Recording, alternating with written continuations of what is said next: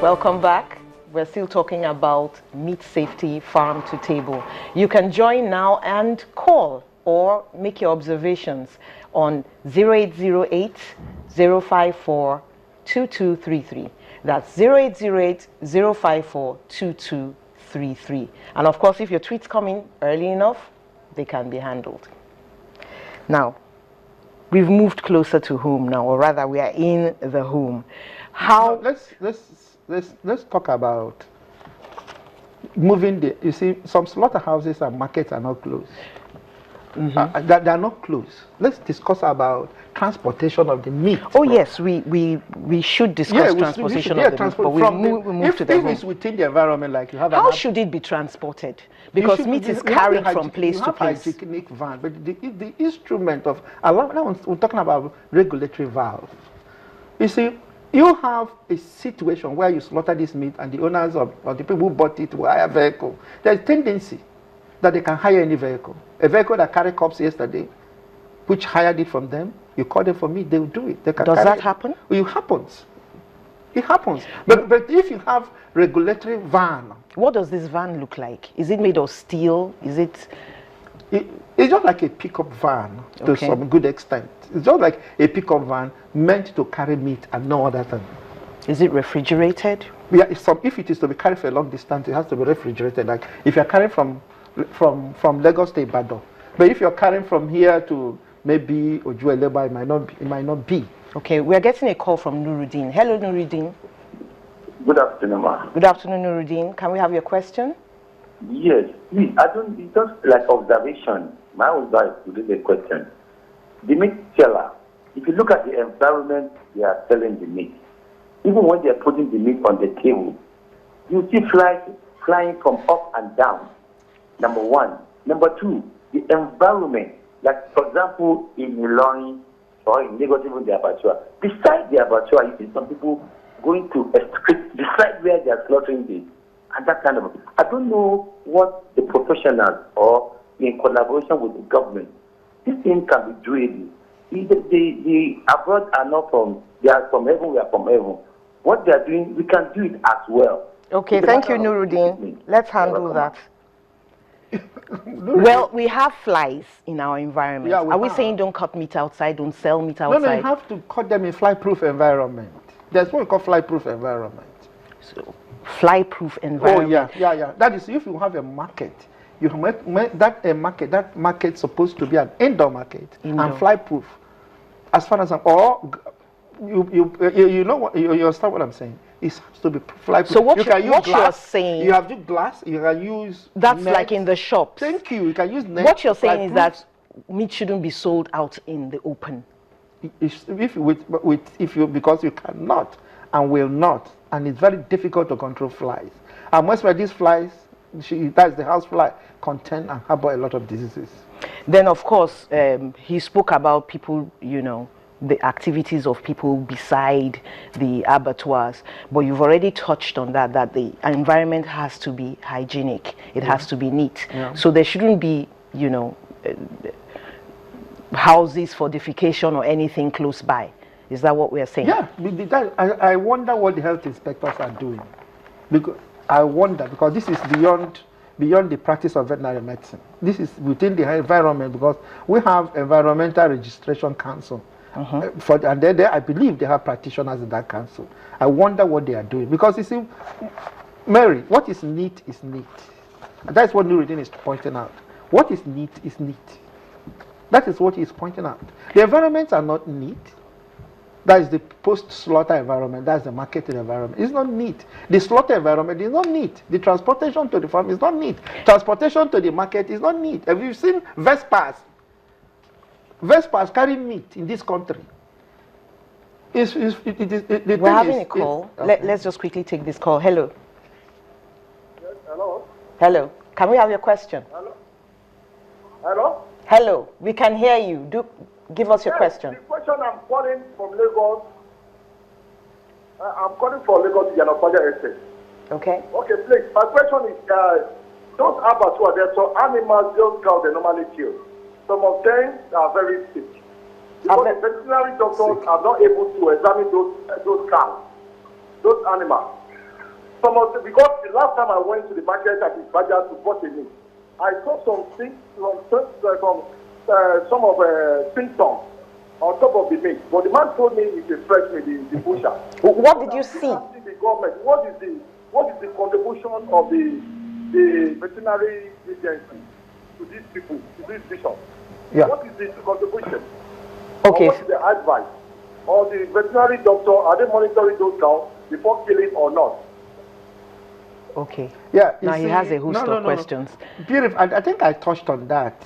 I touched on carrying a moribund. Most of these animals might not be able to walk to the abattoir in a moribund state, in terminal state. Most times they're cheap because they're about to die. The owner can easily. These things are supposed not to be. You condemn. That's what we are taught in the veterinary school. You condemn. So those animals you condemn ought to be you killed. can condemn ante-mortem, even when you can condemn post-mortem. You know what I'm saying? Condemn ante-mortem before it's slaughtered. And then after they condemn. What is meat inspection? Like pathology, looking at the lesions. If you have tuberculosis lesion, like I said, you don't need to. If you condemn, can you see that post-mortem? You can see the post-mortem. You can see the lesions. That's why we're veterinarians. You can see the lesions. All we are saying in this case is to have a strategy, meat hygiene, and because there are some diseases you can pick from meat. You have already said so, yes, but what is shocking to me is that some of these diseases can't even be killed by heating. The viewers need to really get this one. You heat the meat and the disease does not die. Bovine tuberculosis. Bovine tuberculosis, even anthrax. Even anthrax doesn't die. Yeah, the sporulative form of anthrax don't. And what does anthrax do in the human being? Could you just enlighten us? Originally, anthrax is known as, that is the local name for that, is wool sorter's disease. Okay. Those who sort wool, because it's always on the wool. Okay. And they start having lesions on their body. Okay. That's what we call originally. So is that what happens to the human being if they consume yes. that had anthrax? Anthrax has a wild of things it does to human being as far as animal. Okay, but animal Musa is calling more than human being. We're getting a call from Musa. Hello, Musa. Hello. Hello, could we have your question? Yeah, I want to contribute about the issue of meat safety. Could you speak up? Yeah, in my own village where I come from, they don't take a cow to the abattoir unless the cow is sick or the cow is about to die. I wonder if there are any safety people that will take care of that. Okay, thank you very much. Thank you, sir. They are supposed to be. Most times these things, in fact, in all cases, things that are supposed to be are not there. But I want to ask, is there something that the council or of veterinary doctors can do about this? No, the veterinary council regulates the professionals. It regulates the professionals. They regulate the professionals and then where they practice. They cannot speak into the issues they can't speak as advocacy. Okay. You can speak as advocacy. And is any of that going on? Anybody, even you can speak as advocacy. But is any of that going on? Veterinary doctors. No. You see, with the council, when I was the president of Nigerian Veterinary Medical Association, I spoke a lot. Communiques came out a lot from a meeting on meat hygiene protocols. Okay. I assure you that. That was what made me to visit the Sokoto abattoir and the one in Port Harcourt. Okay, so let's back up. The one I showed you some clips. Yes, let's back up a little bit. Okay.